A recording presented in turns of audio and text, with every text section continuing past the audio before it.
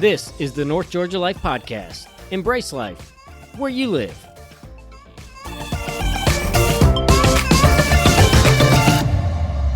Welcome back to the North Georgia Life Podcast. It's Jake, your host. Today's episode is going to be a little bit different, kind of a break from the norm. I kind of think I did this last year, but I can't remember. I may have recorded it and then didn't publish it. I don't know. I haven't looked back in the episode for last year, but because I'm obviously in the real estate business in my day-to-day, we have lots of people who are either in the area or coming into the area that just have questions about kind of all things real estate. And rather than me making this a kind of a Jake infomercial, by the way, I realized I apparently never say my last name on this, and I really hadn't even thought about it in I don't know, 3 or 4 years we've been doing this. Have never crossed my mind. If you need to find me or reach me in the real estate capacity, you can just Google Jake and Amber Moran Realtor. Our last name is Moran. You can find all information, there in the real estate world. But I do a fair bit of kind of collaborative work in kind of all things real estate finance with the University of North Georgia. And last year and this year and maybe the year before, I can't remember, this is Life After 40, I periodically get questions from faculty, from their students relative to the overall economy, real estate, things pertinent to kind of that realm of life and in our world. And so I thought it might be maybe a little bit of a helpful break from the norm to let you in on a conversation that I'm having with the finance department right now relative to some of these things. And so this episode is going to be me going through, I'm actually recording this on YouTube for their department, and this is going to be going through some of the questions from students who are currently at the University of North Georgia, and we'll kind of break them out into kind of couple different categories. And so I hope this is helpful. If nothing else, you'll get a glimpse of some of the questions that students are asking. Maybe you have kids that are in school or in high school or whatever, and this might give you a little bit of, like, I don't know, fodder for conversation at dinner if they don't want to tell you how their day was because it was fine. I know. So that's what today's episode is. I hope it's informative. It's not too laborious to listen to stuff about the economy and the housing market, but obviously those are areas of significance in all of our lives, whether you're in real estate or not. So I hope this is helpful for you. If you have any questions about it afterwards, if you disagree vehemently with something, like I probably don't have time to debate you. In fact, I'm certain I don't have time to debate you. But just know that I don't just make stuff up. It's not in my best interest to just go making stuff up. So here we go. Hey everybody at the Finance College, this is Jake Moran. So the questions that you guys have relative to the economy and real estate, one, before I get started, really good questions, both generally and specific, really good questions. And so I've kind of broken them up into categories. So I'm going to kind of hit 3 categories. So one is just kind of some of the general questions. And then the second one is going to be relative to the real estate industry, because you guys have some good questions on real estate industry. And then the third category is going to be specific to real estate buying, investing, like some of the challenges around that in our area, in our market right now. So I'm going to speak to those things at in that kind of order. And so we're going to start with Josh had a question, which was, and I'll paraphrase some of this. Was wondering about the minimum wage, the federal minimum wage changes. Specifically, a lot of those things seem to start out west and make their way east. And the question was, do you think it's going to impact the housing market in Georgia? This is probably not how I should start off, just being, kind of this direct. But almost no one making minimum wage, regardless of what minimum wage is buying a house. And I don't mean that to be harsh, but if you have not gone through the process of buying a house since the housing crash in '08 to 11 or 2011, you literally think that someone is trying to steal your identity and all of your bank records and everything financial about you that has ever existed. It is so incredibly laborious and I don't want to say difficult, but exceedingly thorough. The banks are very conservative, as they should be, but if you're getting a loan right now to make payments on where the rates are right now, like if you're making minimum wage, it's because you're a trust fund kid and you can do whatever you want. Or not kid, but you know what I'm saying. It's really not going to come into the equation. Where it does come into the equation in the mortgage in the house buying world is the increase in minimum wage will trigger increases in your goods and services, and those increases for people who have normal jobs, for lack of a better term. That's going to impact their debt to equity ratios. It's going to impact how much goes in versus how much goes out on a monthly basis, and so that will impact the minimum wage changes, if there are any, will impact that, and that trickle down will impact some buyers, but by and large, by itself, it's not going to really have direct impact, and a lot of people, when those things do start to happen, and you may have had this happen, you start to kind of make a little bit different decisions on what you treat yourself to, where you go out, how often you go out, how much you're willing to spend per week. So some of those things are just, they're going to get curtailed just by the fact that you only have so much disposable income every month or every 2 weeks. So, not to be overly depressing on the front end, but that, and to that question, this would be my guidance to anybody who, quite frankly, whether you're a college student or not, if you want to get paid better, you need to create more value to whoever is going to pay you. So, regardless of what that looks like, and I use the example of like your favorite pair of jeans or your favorite pair of shoes or whatever. Most of the time it's not your cheapest. It's usually the thing that you spent the most money on. So when you perceive the value greater, kind of like price doesn't matter. It's like you came home from college and your parents were like, "Where did you get those jeans? How much were they?" And you're like, "Don't worry about it. I don't even know."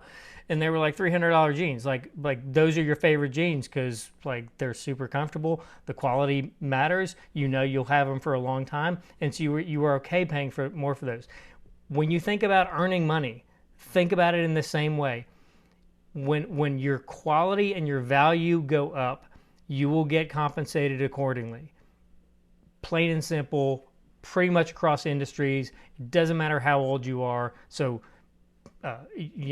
anybody who hears that should not be content making minimum wage because you're only providing so much value if you're doing that. So, and if you disagree, don't yell at me.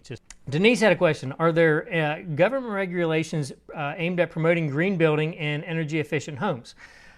So great question. So there are components of building. So you have things like energy ratings, SEER ratings on things like your insulation values, some of your mechanicals that go into homes. There are not current government regulations as we think of government regulations where you have like an iron stamp on something that says you must do this all the time, everywhere, all the time. What I do think is happening, and you can, there's a number of companies online that you can find. One which has a lot of people have heard of is called Boxable. We actually are investors in Boxable because when I first saw the concept of Boxable, I looked at it and I told my wife, I said, in 10 years, this will be is such high demand and such incredible utility because this is what they have now is the prototype. It's effectively like a tiny house that you can ship on the back of a trailer bed. So it's super portable. You can get it lots of places. Here in the North Georgia area, you've got tons of places. Like, you guys are, UNG, like just north of UNG, and some places around Dahlonega, but just north of UNG, from Dahlonega up to Blairsville or Hiawassee or over to Blue Ridge, like there's some pretty steep places that have great views. But you talk about getting a traditional framing truck or a concrete truck in those areas, that is a tough challenge. But you can get a truck with a basically collapsing and expanding house, tiny house on it, and as they grow over the next 5 to 10 years, maybe sooner, maybe longer, they will have components where you can actually, kind of like Legos, be able to piecemeal parts of houses or additional rooms or whatever onto the existing structures, and so then you have a portable system that you can get places that otherwise you really couldn't get to easily. And I mean, you guys are college students, so like most young people don't want a whole lot to maintain. You don't want a 5,000 square foot house to maintain. You want small, you want energy efficient, you want it to look sleek, you want it to look good, you want it to function, and those are all of those things in a little box. So I think those things, and that's the beautiful thing about our country, is you can have a known demand, and you can just have a company said, we're going to meet that demand, even though there's no government regulation around it. It is 1,000% where I think, I don't want to say the housing market is eventually going to go, but I think it will become where tiny houses and container houses, and the shipping containers, those things are kind of like the novelty houses right now.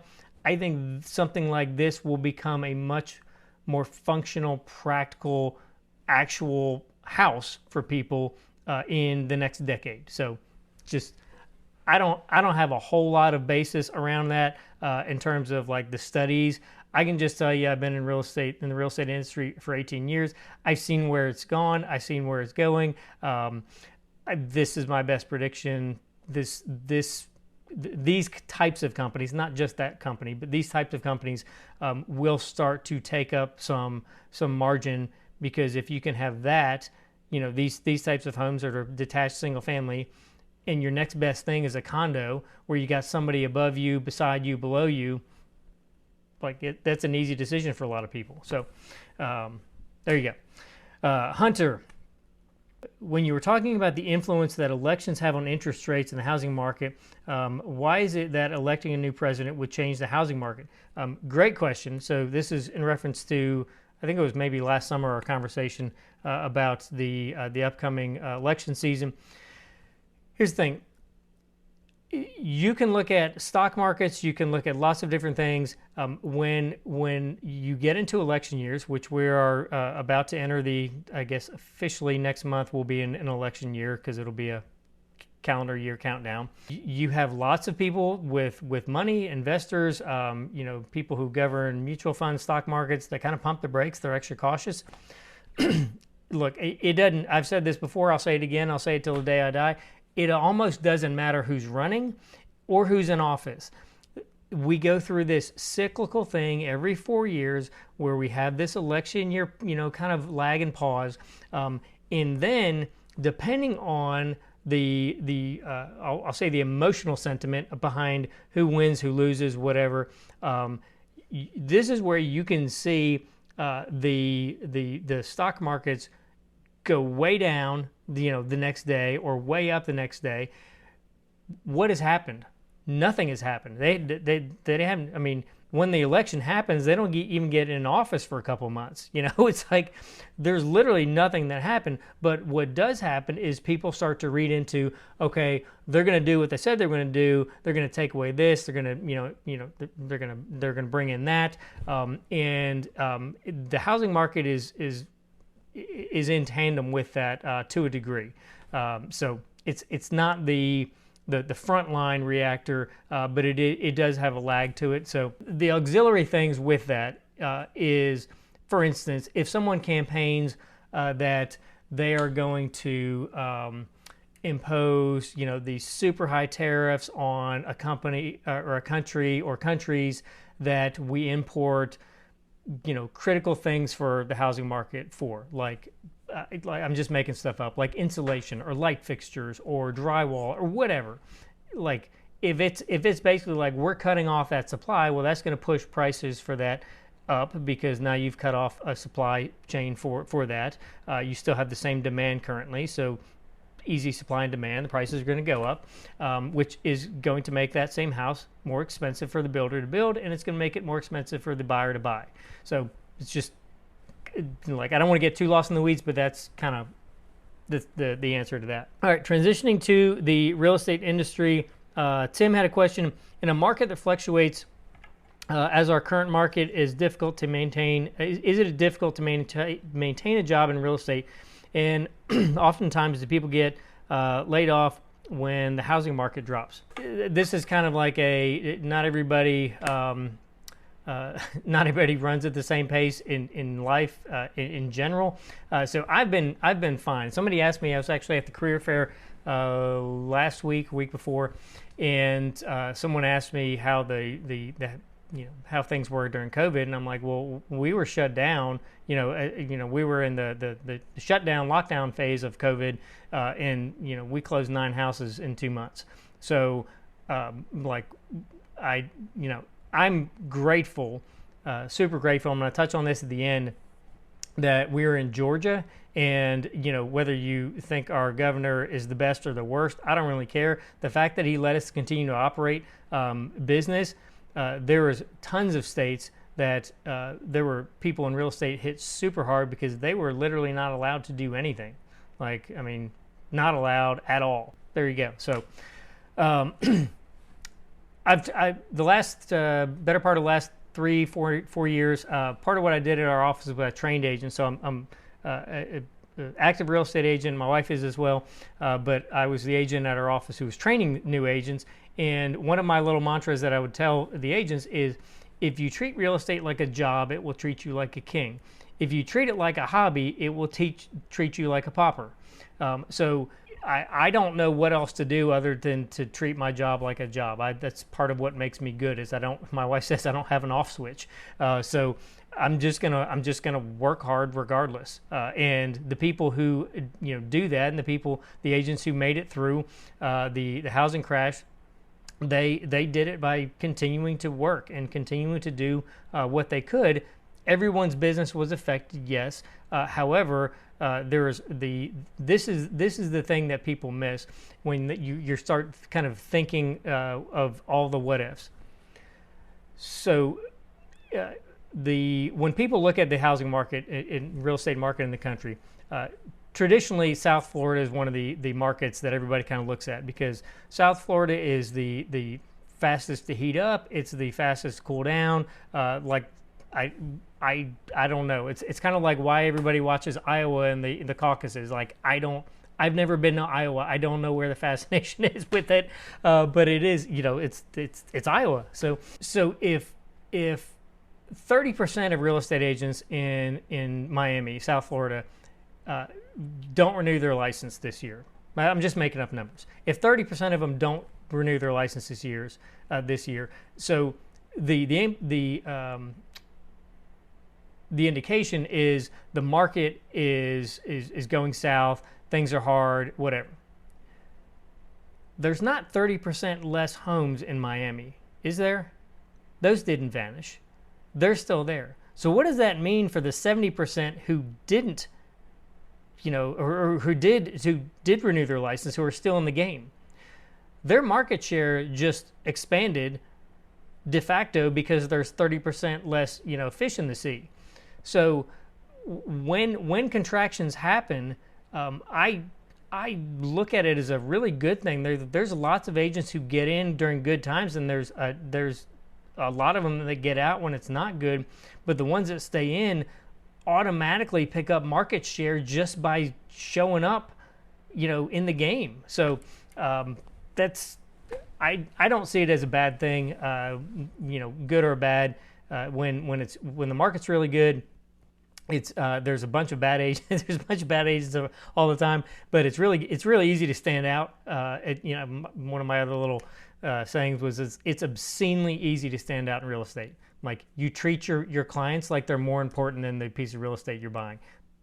Like, work hard, like, tell the truth. It's not rocket science. So, like, that's easy to stand out when times are good, and when times are not good, and those agents leave. Well, then I get referrals from them or whatever. So there you go.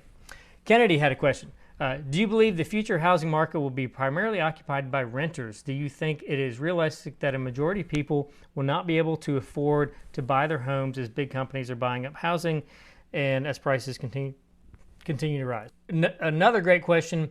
So if you look at and I'm just going to use our market because that's what I intimately know.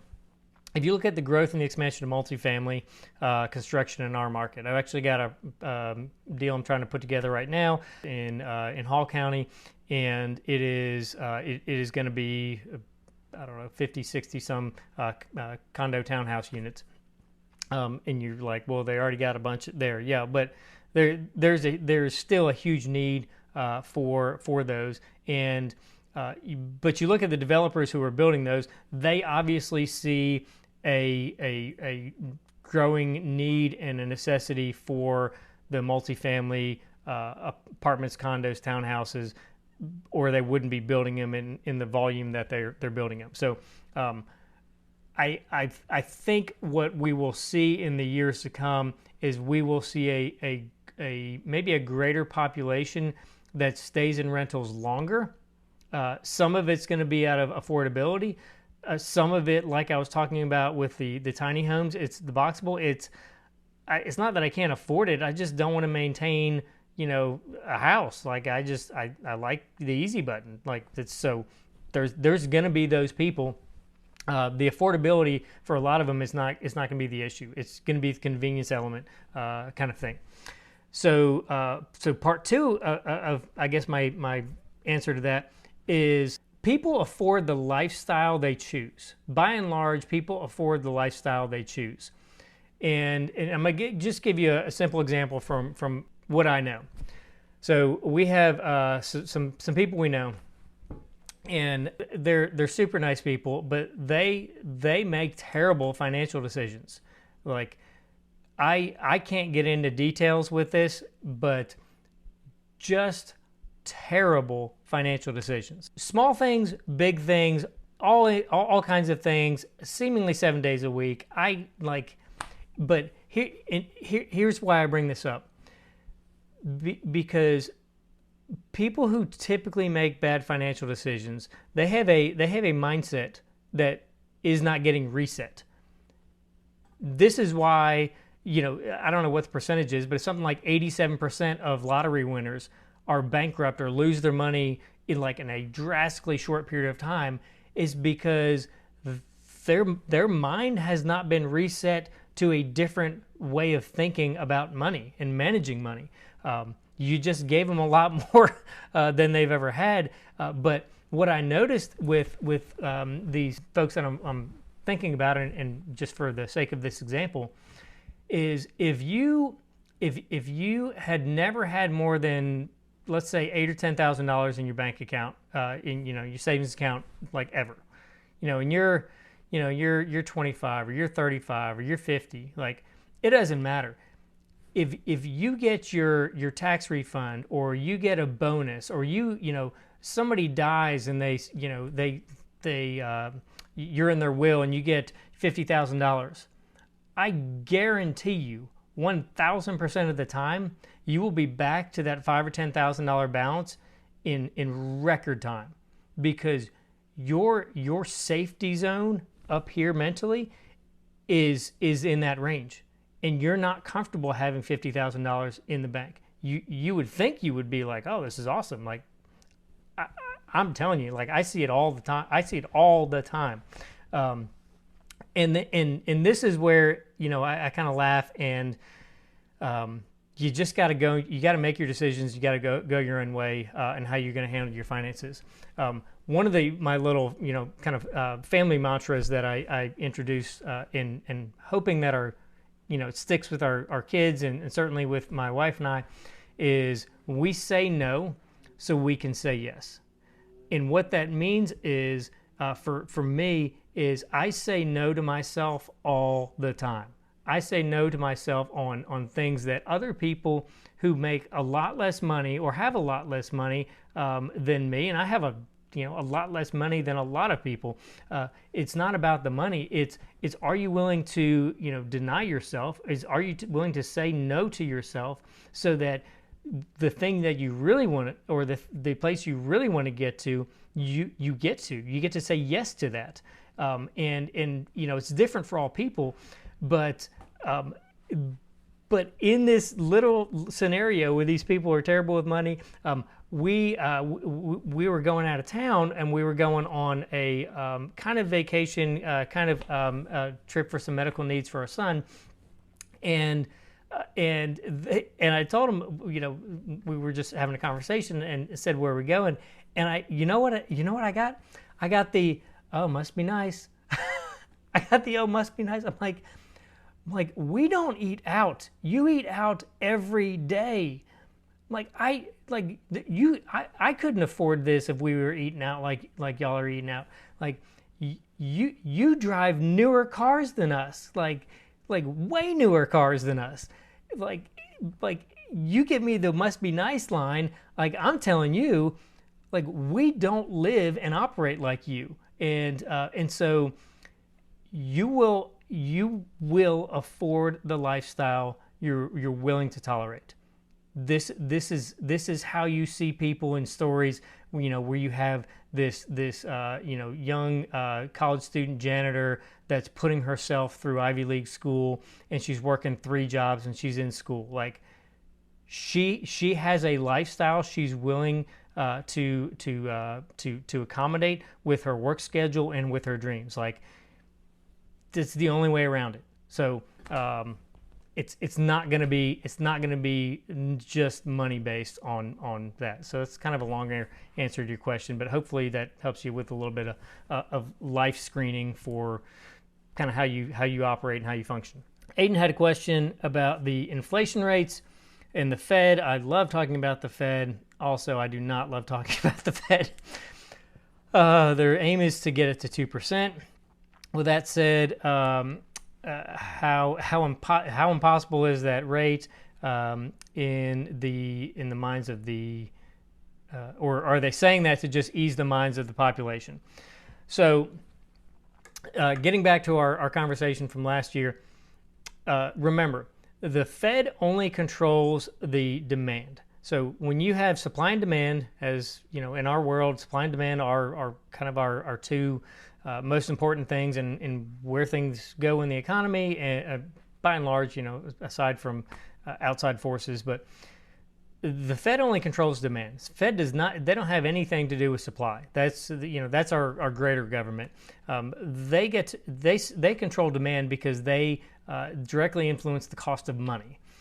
So with them adjusting the rates, and I listened to not all of, but most of the. I call him Uncle Jerome for those of you if this is your first time.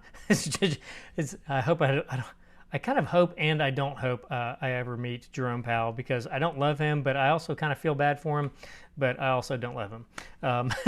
So he uses language that is you have to look behind what he's actually saying.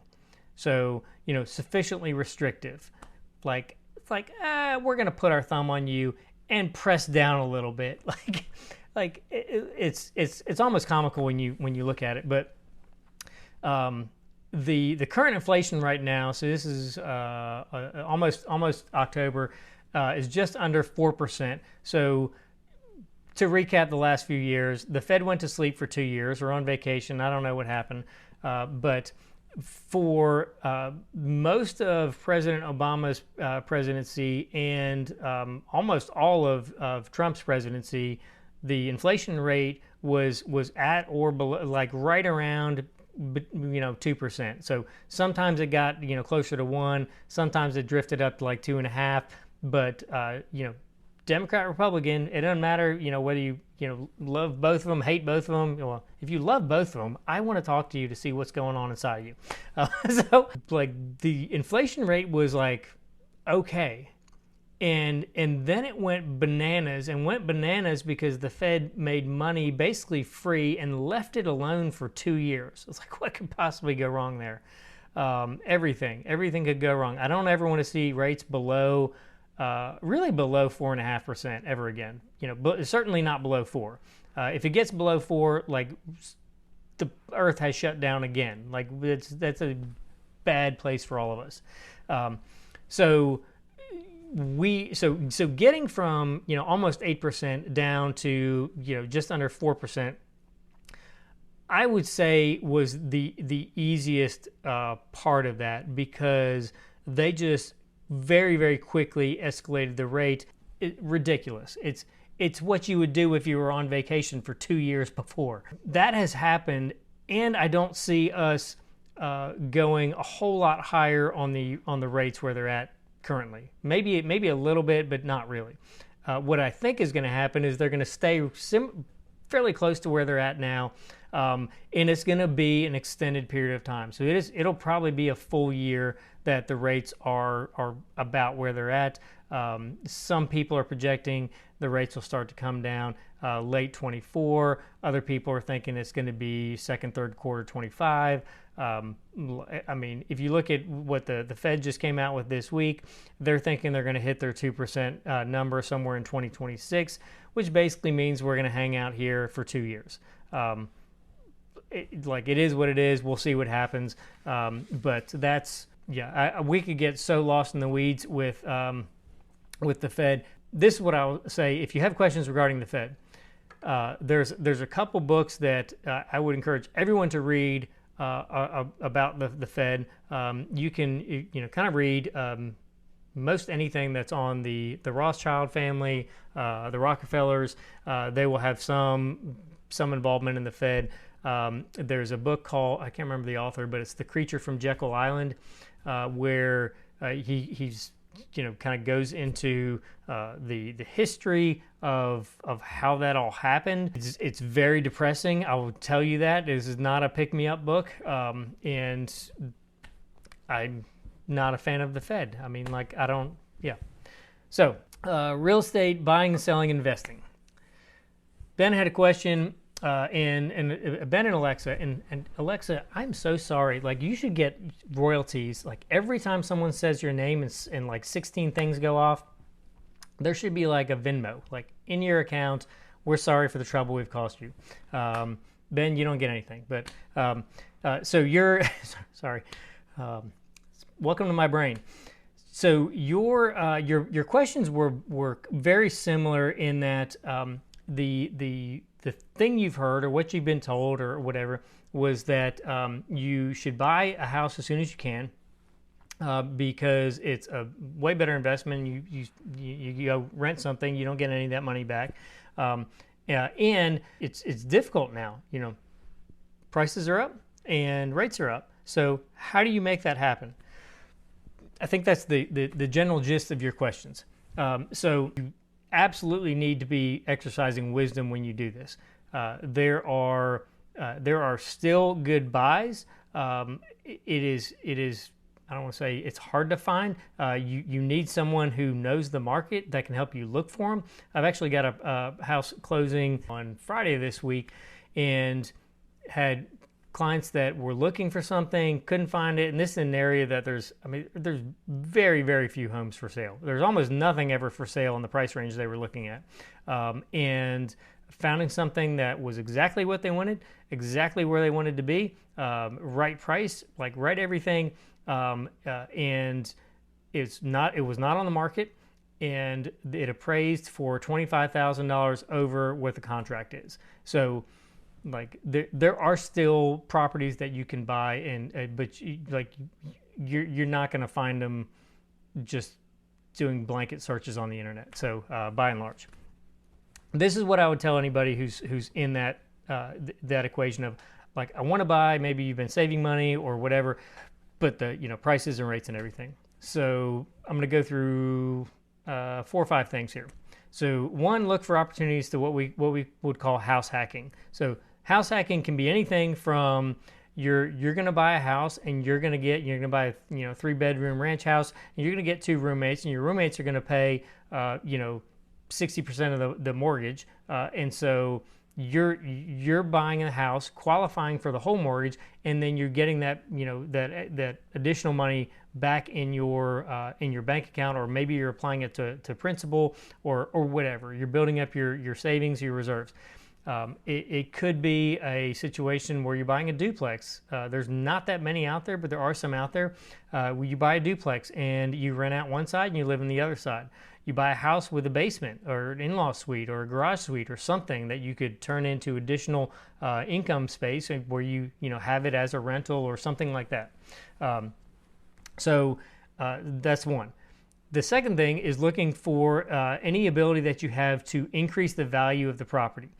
So as accurate as we've talked about, rates, prices, whatever, we actually just bought a home. Now, I tell everybody, like, I'm not the smartest person on the planet, but I do not do stupid in real estate. I do not do stupid in real estate. And so we bought a property because I know, like, one, it could be a short-term rental. It could be rental for college students, for family, doctors, whoever. It can be an easy rental in a number of different facets. So I'm kind of protected there. But it also has an unfinished basement. So it's a small basement. I can figure I can take a couple months of my just spare time and finish out the basement. And it probably cost me about $15,000. So, but once I do that, if and when rates go down, I'll refinance the house for the additional value of having the finished basement. My payments will go down. I'll get to pull the money that we have in the house back out of it. And if we want to, in the interim, bullet point number 1. We can rent it out as a rental and be house hacking while we're in that waiting stage. So any opportunity that you can add value to the property, if it's a fixer upper or anything like that, and you have those skills, or those people, or you've got a family that can do that sort of stuff, those are still good opportunities. The third thing, which is just kind of a general real estate thing, is this is where you really can't go wrong as long as you can make the payments. Is always buy scarcity. It's one of the things that and scarcity looks different. So sometimes it's simply you're on some form of water. You've got a view. Sometimes it's simply the physical location. It's that corner property, right at that busy intersection, and the property value is going to go up, and at some point it's going to be commercial. And then it's really going to go up. For us on this particular property, it was I know I can rent it 2 different ways, and it's got it's a great location. I mean, it's close to the park, it's close to shopping, it's minutes from downtown. It's a fantastic location for a number of different avenues, I'm looking at it through the realm of it's got all of these different elements all together in this one property, which is part of what gives it that scarcity element. So scarcity will always be valuable. People, if you have 6 homes in the neighborhood, like if the housing market tanks, and you have 6 houses on your street that are for sale, the one in the cul-de-sac is the one that's going to sell first. I can almost guarantee it, unless all things being equal. So if somebody else dolled up their house and it's the same price, theirs will probably sell first. But you only have 4 or 5 homes in the cul-de-sac. Those will always sell faster and better. That's why if you're buying a house in a new construction neighborhood, your cul-de-sac lots are always going to be more expensive lots. It's the scarcity element. So the location and of growth. So some of you, this may be this would be something that you'll probably remember in 30 years. I wish I'd known it when I was your age. Look at areas where the growth is going, and this is just my little your welcome tip for attending here today. Look for where hospital systems are going. So similar to the Walmarts, Home Depots of the world, you will usually see some of those big anchor stores in a close proximity because they have very, very smart people who are doing the research on the growth trends from a consumer standpoint, and whatever. And you will a lot of times see the same retail outlets. You'll see the Papa John's or the Domino's or the Mexican restaurant or dry cleaners. You'll see those same things all there because those people know this is where these are our same customers. For us in real estate, it's all about population. It's all about where are the people going. Pay attention to where hospital systems go because they're doing a ton of research that you will never see on all of that stuff relative to peopling, and they are not wrong. they will not be wrong because part of it is they're seeing the growth trends. But then what happens once you turn, if you've got parents or grandparents, number one, number two, if they're in the empty nest retirement phase, is they want to be, you can complete the sentence, they want to be within 30 minutes of a hospital, every single one of them. So they're going to be moving to places that are within 30 minutes of a hospital system. Just figure out where the hospital systems are going and buy properties that meet some of those other criteria I talked to, and you will be fine. In fact, you will be filthy rich probably by the time you're my age. The last one is just always be thinking about is there opportunities to rent it. If there are opportunities to rent it, or you're buying it to rent, you should know, okay, what can I rent these rooms out? What can I rent the basement out for? You should know that on the front end. The last thing kind of on this is I shared this with a friend or two in the last month. In every economy, people make money. In every economy, people win, and similarly, in every economy, people lose. So really, what you need to do is you need to pay attention to and know how to play the game in the market you're in, so that you don't lose and you get to win. What I just said is accurate, that people win and people lose in every market condition. So make sure you're doing and paying attention to and listening to and getting guidance by the people who are winning. When economies go down, two things happen. So we'll button this up on this one. One is people create new businesses where there's new needs, or where they perceive there is a new need. This is where I take heart that regardless of what the economy does, good things can and will happen. And then the second part of that is when economies go down, everybody does one thing with their money. They buy real estate. When 2008 to 2012, I can't tell you how many people I know that liquidated their IRAs, 401ks, because they had people that they had never seen, never known, that were managing the money, losing all their money. They didn't have any recourse. They're like, screw it, I'll take a penalty and I'll put the money in the bank, and then I'm gonna buy a foreclosure or two, and at least I can see my money. At least I know who's managing, my assets, and I have control over that. It is the most common thing that people do when they take their money out of markets that were going good or not going so good. Everyone buys real estate. So there you go. Amy had a question. Real estate market fluctuating. Do you think if individuals were better informed or educated, the results would be a more stable market? Educating yourself is a plus. I think it was Ben Franklin. I can't remember. Somebody very smart like that, way smarter than me, said something like, if you constantly pour your coffers or empty your coffers into your head, you will never be without. So to that end of always be learning, always be getting educated and informed. Obviously, in this day and age, there's more access to more bad information, I think, than there ever has been. Thank you, Internet, TikTok, and YouTube. But there's a lot of great information, and just sifting out what that is, and for like the overarching thing, when you're listening to people who are talking about the real estate market, you've got the president of Redfin, talking about the real estate market on whatever news network, whatever. He's talking about the national market.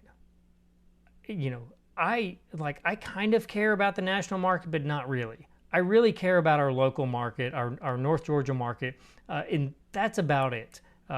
Because what happens in the Boston market or Milwaukee or Santa Fe, like it doesn't really matter to me, because what's happening in North Georgia is not really going to matter to them. From a stability perspective, we already talked about the Fed. I guess the only other thing I would say is the most important thing that comes out on a regular basis.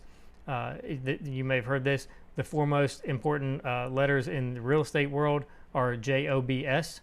The jobs reports, how the labor market is doing, the unemployment rates, like those things specifically will impact the real estate market, I would say, as much or maybe even more than what the Fed does, because what the Fed does has some lag to it. The jobs does have some as well, but it's a much more, what is the word? The Fed can adjust the interest rate. The Fed can't adjust people getting jobs. So if that makes any sense. Okay, I saved the bet.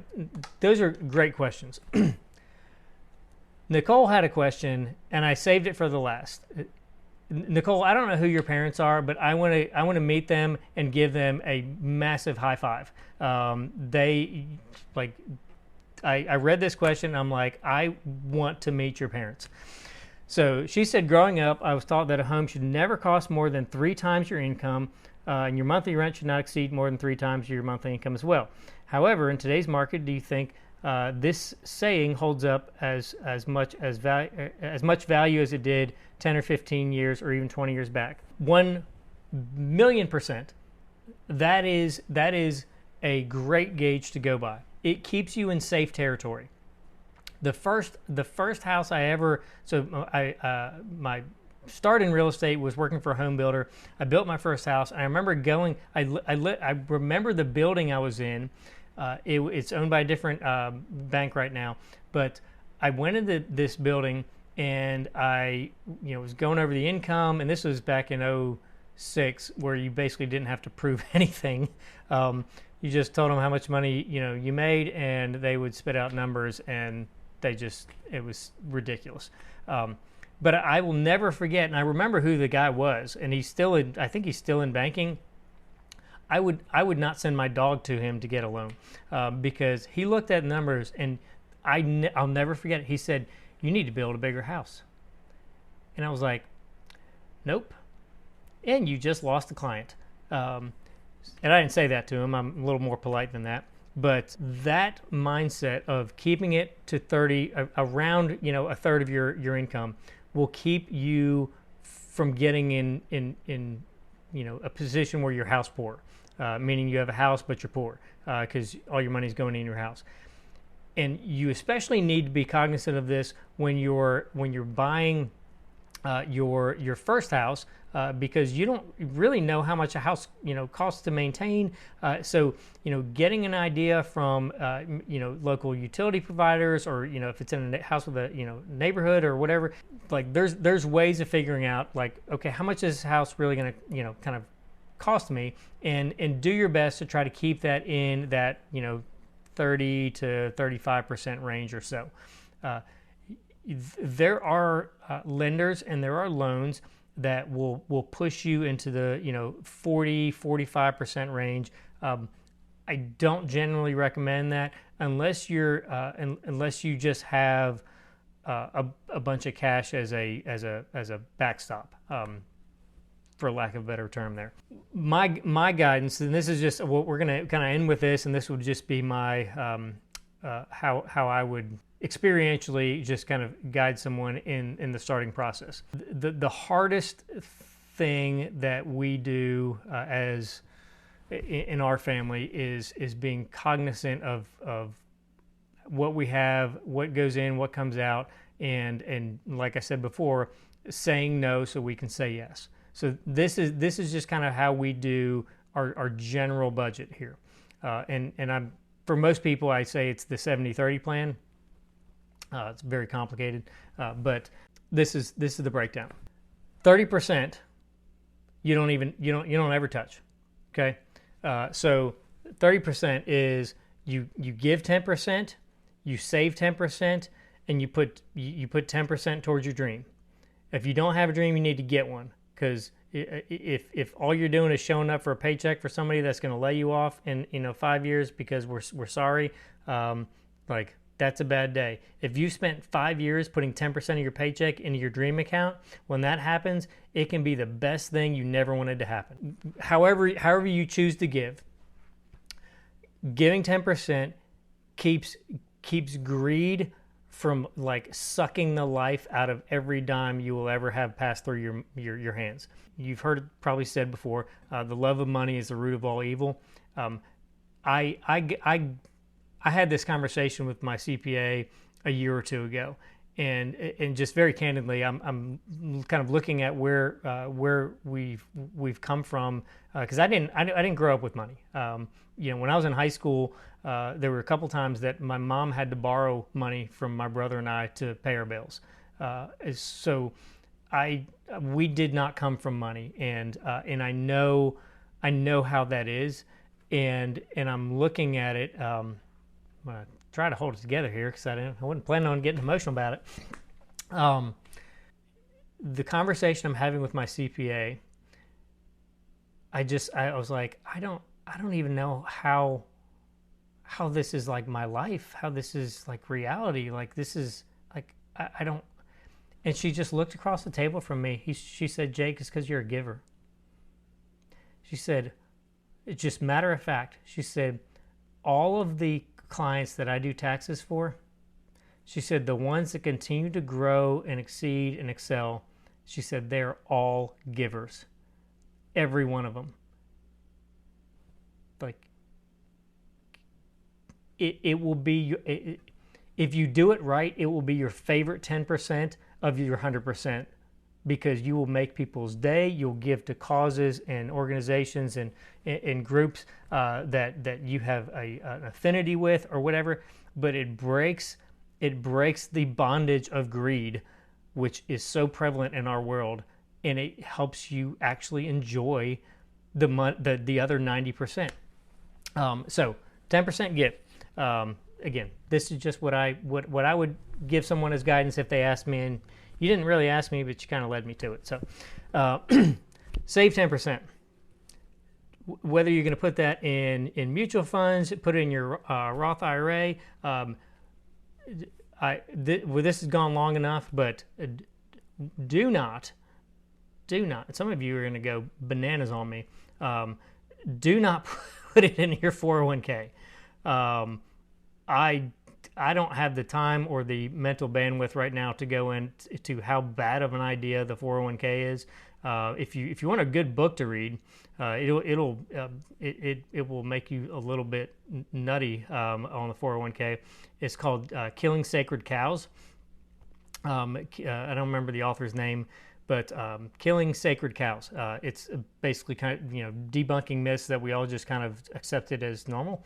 So whether you put it in a Roth IRA, the predominant reason for the 401k, my reason, is your dollar, just like you've seen, the inflation effect, your dollar when you retire will not be the same dollar. It's not going to be the same dollar. And your tax structure, I can almost guarantee you, will be worse. Your tax breakdown will be worse, and that's tax deferred dollars. That means you're paying taxes then, not now. So your dollar's worth less. Your taxes are going to be more. And if you don't use it all and you die and it goes to your heirs, then it's really taxed. So like, put it in something other than a 401k. The Roth IRA would be kind of one of my go-tos. If you want to do something else in life, when you're starting, just like whatever, just put it put it in a high yield savings account. You can, right now, Capital One and American Express both have, very, very good high yield savings accounts. I mean, you can get, 4 to 5% right now for your money just sitting there. So it's just sitting there. So the dream accounts, whether it's your dream car, your first vacation, rental property, your first house, no one in your family has ever owned their own house, and you're going to put 10% to that. Like, this is one of those things. You have people who, and again, I kind of think it was, Henry Ford, but I've heard it attributed to multiple people, where people talk about how you go bankrupt and how you get wealthy, and it's the same thing. It's very slowly, and then all of a sudden. I can tell you, having done this, and we actually, I have a fourth category because being in real estate, I run my real estate business, and I take 10% of every paycheck we get, and I put it in a business savings account, and that is just for when tough times come, or you have 5 contracts that terminate, and now we're going to have a great month, and now you have a terrible month. That's a business safety net. So I can tell you from having watched that account, like, it's one of those things that, like, 10% is very little when you start, and then all of a sudden you wake up and you're like, oh, when did that number get there? So for us, that equation forces us, I don't want to say forces us, it's a cognizant choice for us to live on 60% of our income, so that if something really bad happens, like, we've got a 40% cushion on our day-to-day.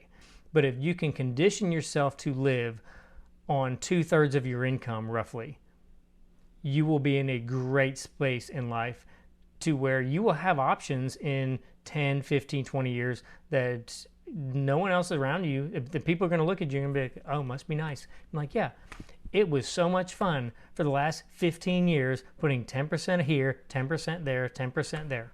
Like, it's not that fun, but slowly, and then all of a sudden. I think that's it. Hopefully that's helpful, and you've got some good stuff to go with. If you have any additional follow-up questions, like, please don't hesitate to ask or send them back to me.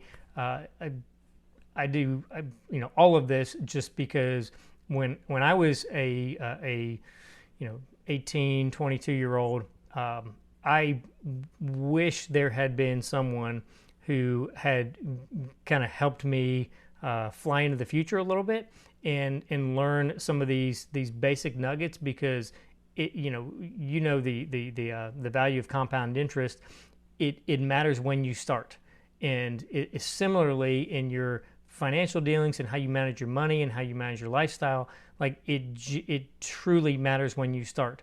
And if you cannot do this when you're making no money, trust me, it's very, very hard when you start making real money to start implementing this. If it's already ingrained in your DNA, it's a mental system that you go through every month, it is so much easier, and you'll get so much further, so much faster in life. So I would encourage all of you to, if you want some good books, I can give you some good books to read that'll help. But hopefully that's enough for me today.